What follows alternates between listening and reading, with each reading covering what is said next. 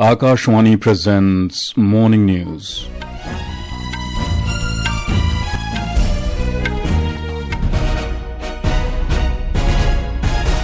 Good morning, I am Nishit Kumar. The headlines. Death toll in devastating Nepal-Tibet flash floods rises to 392, while 1,468 people remain missing on both sides of the border. Centre steps up efforts to bring back Indians stranded in Nepal. World's largest financial inclusion initiative, Pradhan Mantri Dhan Yojana, completes 12 years today. Festival of Raksha Bandhan being celebrated across the country. 57-day-long annual Amarnath Yatra to conclude in Jammu and Kashmir. Finance Minister Nirmala Sitharaman to be on a 6-day visit to US beginning today. An Indian Grandmaster R Praggnanandhaa creates history, becomes first Indian to win Grand Chess Tour. And now the news in detail. The death toll in devastating Nepal-Tibet flash floods has risen to 392, while 1,468 people remain missing on both sides of the border. Of the 392 people killed in the disaster, 389 died in Nepal and 3 in neighboring Tibet. Nepal authorities reported 910 people missing, while officials in Tibet said another 558 people remain unaccounted for, taking the total number of missing people on the two sides of the border to 1,468. As rescuers search riverbanks and isolated settlements for survivors and recover bodies carried downstream, the threat is far from over. A newly formed barrier lake near the source of the Bhote-Koshi river system has raised fears that a breach could unleash another surge, potentially worsening the disaster and complicating rescue operations already underway. Nepalese security personnel have evacuated more than 800 people from the affected districts. The catastrophe has triggered a major rescue effort by India, with External Affairs Ministry saying 290 Indian nationals in Nepal remain uncontactable.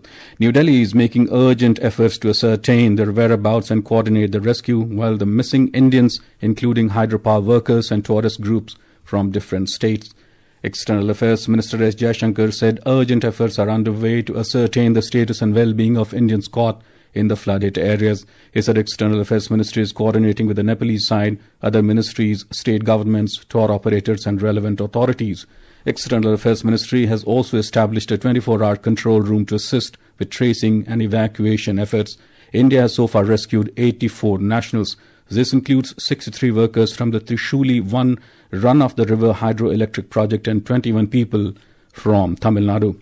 Prime Minister Narendra Modi will visit Uzbekistan tomorrow. He will be on a 2-day visit to the Central Asian country. Prime Minister will visit Tashkent at the invitation of the President of Uzbekistan, Shavkat Mirziyoyev. During the visit, Prime Minister will hold delegation talks with President Mirziyoyev to further strengthen the strategic partnership between the two countries. We have more from our correspondent.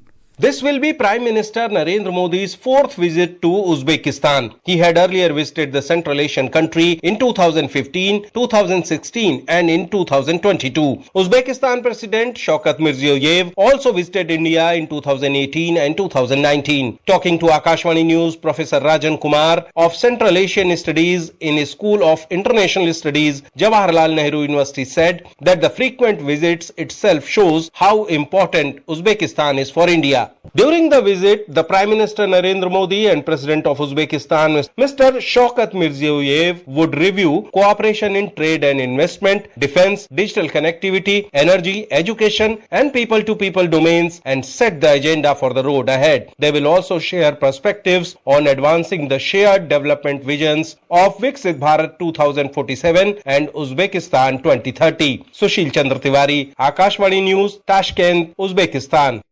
The Pradhan Mantri Dhan Yojana has completed 12 years today, marking a significant milestone in transforming the country's financial inclusion landscape. The scheme was launched by Prime Minister Narendra Modi on this day in 2014. We have a report.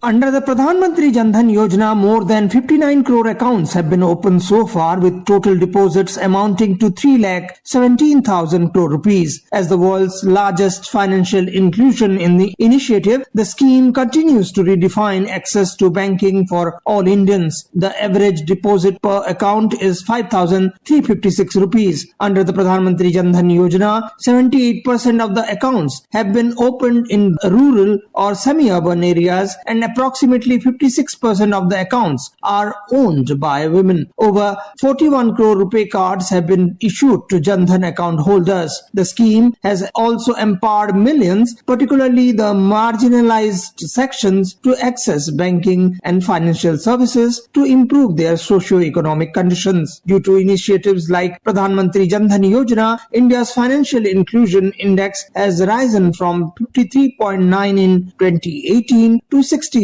this year, showcasing deeper access to credit, insurance, saving and digital payments. Anupamish, Akashvani News, Delhi.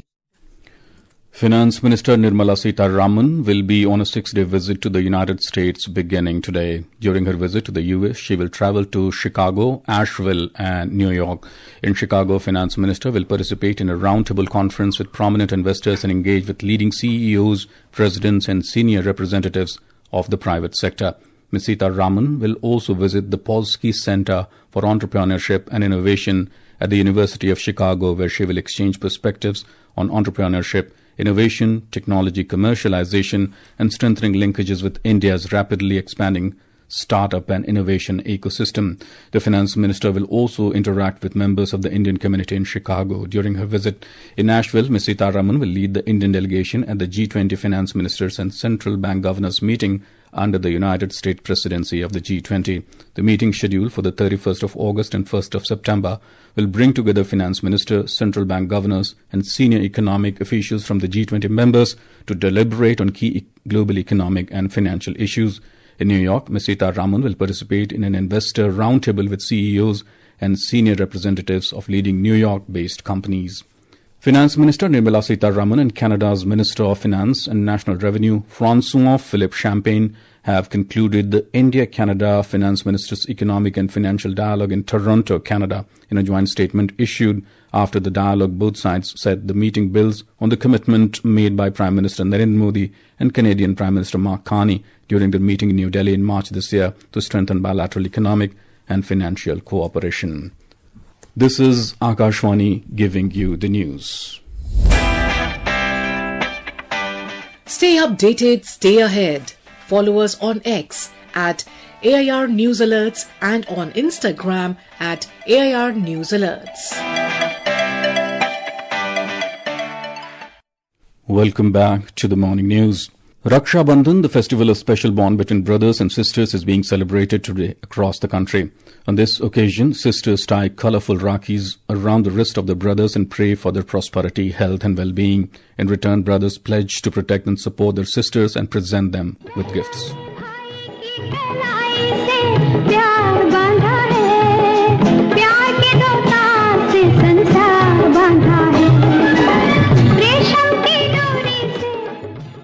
President Draupadi Murmu has extended greetings to people on the occasion of Raksha Bandhan. The president also urged every citizen to take a pledge to strengthen the bonds amongst families and communities, marching forward with this spirit towards a Viksit Bharat. Prime Minister Narendra Modi has greeted people on the occasion of Raksha Bandhan today. In a social media post, Mr. Modi expressed hope that the festival of Raksha Bandhan brings happiness, prosperity and success to everyone's lives. Raksha Bandhan is being celebrated today at the world-famous Mahakaleshwar temple in Ujjain with special religious traditions.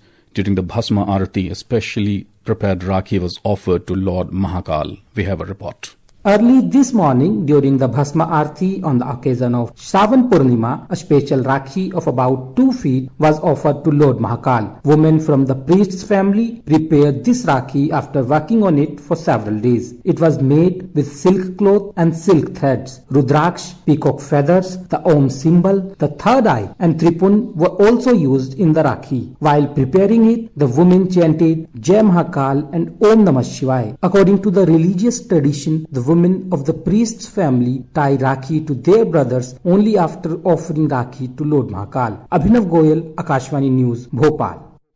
In Jammu and Kashmir, the annual Sri Amarnath Yatra will officially culminate today with the traditional Chhadi Mubarak ceremony at the Holy Cave Shrine. We have more from our correspondent. The 57-day pilgrimage began on July 3 through Pahalgam and Baltar routes. More than 480,000 devotees performed darshan at the Holy Cave Shrine before the regular yatra was suspended from August 9 due to adverse weather conditions and damage to the tracks. Despite the suspension of regular yatra, the sacred journey of Chhadi Mubarak continued as per tradition. Led by its custodian Mahant Dipendra Giri, the Holy Mace reached Panchtarni yesterday after following traditional route from Srinagar. It will proceed to the Holy Cave today where special prayers and traditional rituals will be performed. With the traditional Chhadi Mubarak ceremony, the annual Amarnath Yatra come to an end. Ishfaq Shah, Akashvani News, Srinagar. Koti koti pranam shambho, koti naman digamba. The hill shrine of Sabrimala in Keralam will close today at 10 p.m. after the completion of the Onam Pujas. The temple witnessed heavy pilgrim footfall during the Onam season. In Keralam, the 172nd birth anniversary of social reformer Sri Narayana Guru will be observed today. Various programs are being organized across the state from this morning. We have more from our correspondent. Elaborate programs have been organized at Chempadandi, the birthplace of Sri Narayana Guru. Program will also be held at Shivagiri, where the Guru attained Samadhi. At Shivagiri, Speaker Thiruvanjur Radhakrishnan will inaugurate the Jayanti conference this morning. The Jayanti procession will begin at 5 p.m. At Chempadandi, Chief Minister V.D. Sadishan will inaugurate the Jayanti conference at 6:30 p.m. A Chadaya Day feast will be held at Aravipuram Temple at noon. Jayanti procession will be organized across the state this evening. Smithy M. Palluruthi, Akashvani News, Thiruvananthapuram. Indian Grandmaster R Praggnanandhaa created history, becoming the first Indian to win the Grand Chess Tour after staging a stunning comeback to defeat defending champion Fabiano Caruana 15-13 in the final at St. Louis in US last night. Praggnanandhaa started the final day 6 points behind Caruana, but both rapid games to take the lead. He then held his ground in the 4 blitz games to seal a 15-13 victory, claimed $2 lakh first prize, and also secured a guaranteed spot in the next year's Grand Chess Tour. India's Velavan Senthil Kumar stormed into the final of the PSA Budapest Squash Open after a thrilling 3-2 victory over compatriot Veer Chotarani in the semi-finals last night. Indian women's hockey team ended their FIH World Cup campaign with a historic 3-1 win over higher-ranked Germany in the 5th-place classification match at Amstelveen, Netherlands, yesterday.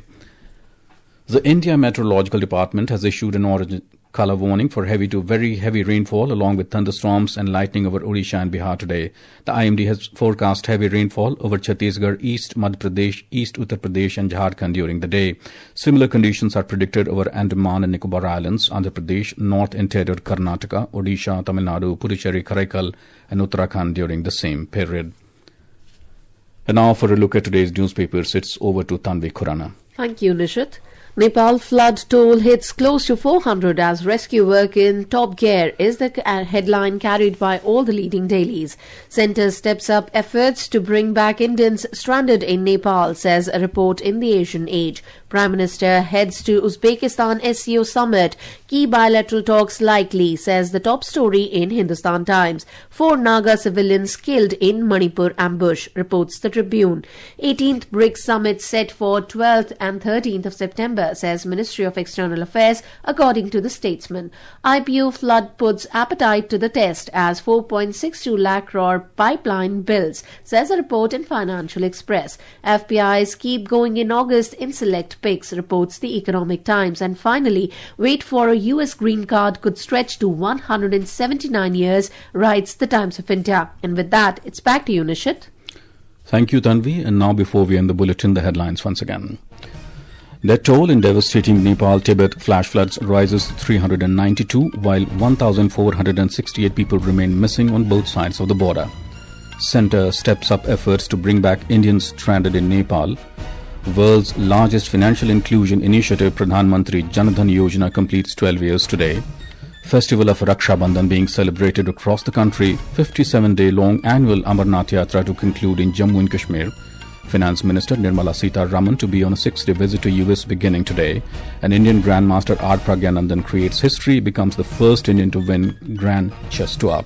For details of these stories and more, log on to our website newsonair.gov.in and News on AIR app.